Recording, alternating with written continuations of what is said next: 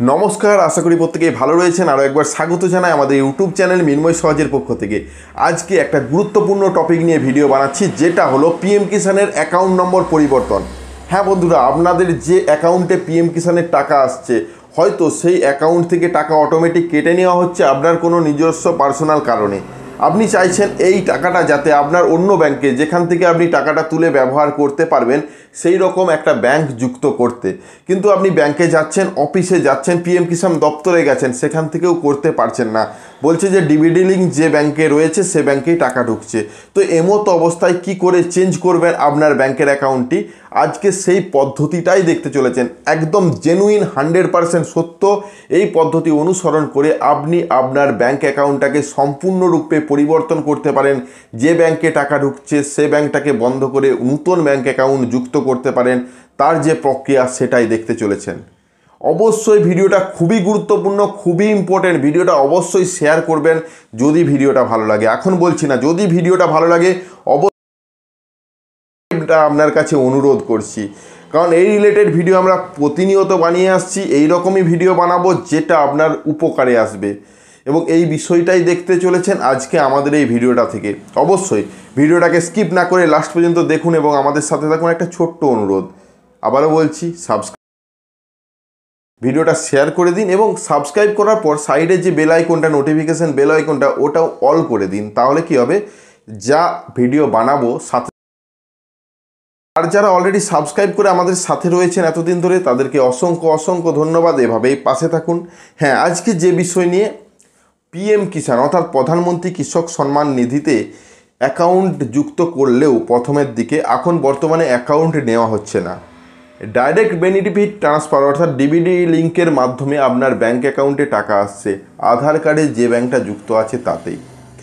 তো এমত অবস্থায় দেখছেন আপনার যে ব্যাঙ্কটি যুক্ত রয়েছে, টাকা ঠিক আসছে, হয়তো যুক্ত রয়েছে, সেটিতে টাকা তুলতে পারছেন না।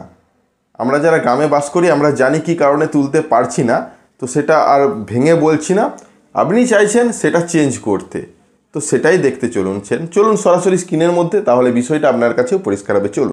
পিএম কিষাণ সম্বন্ধে অনেকেরই একটা ধারণা রয়েছে যে অ্যাকাউন্ট নম্বরটা চেঞ্জ হবে না বা করতে পারছি না, যেটা রেজিস্ট্রেশন করার সময় দিয়েছি সেটাই থাকবে। এরকম কিছু বিষয় নয়। আমরা বারবারই বলে আসি, ডাইরেক্ট বেনিফিট ট্রান্সফারের মাধ্যমে অর্থাৎ ডিবিডি লিঙ্কের মাধ্যমে টাকা আসে।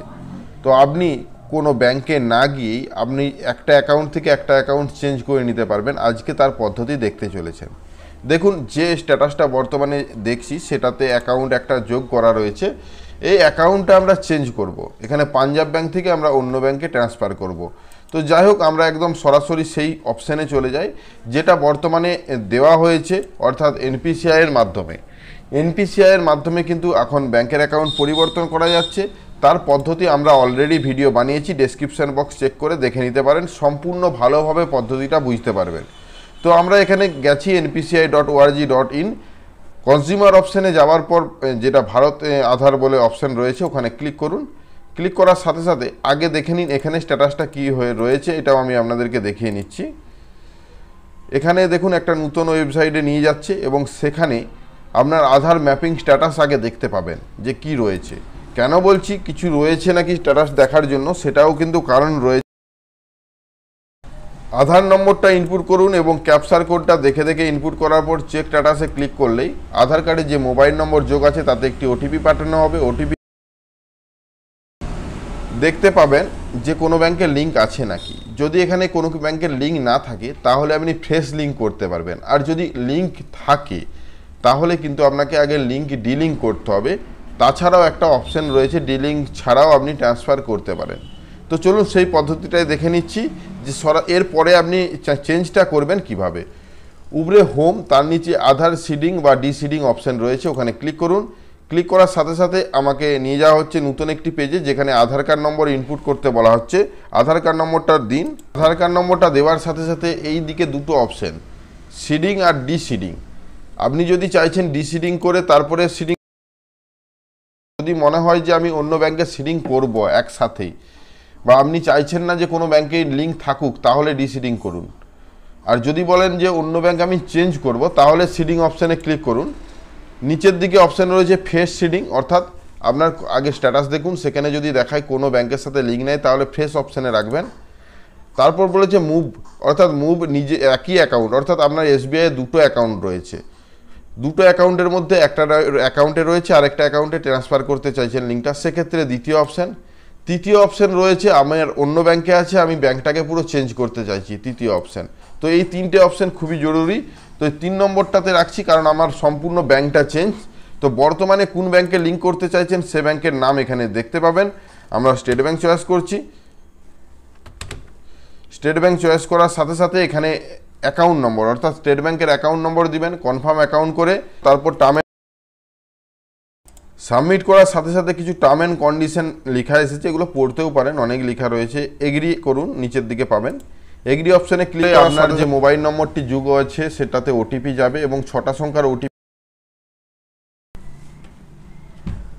কনফার্ম করার সাথে সাথে কিন্তু লেখাটা পড়ুন, বলছে কারেন্টলি ম্যাপ করা রয়েছে পাঞ্জাব ব্যাংকে এবং আপনি চাইছেন নতুন ব্যাংকে। তো এইটাই যদি সঠিক হয় আপনি কনফার্মে ক্লিক করুন। কনফার্মে ক্লিক করার সাথে সাথে আপনাকে একটা সাকসেসফুল মেসেজ শো করাবে।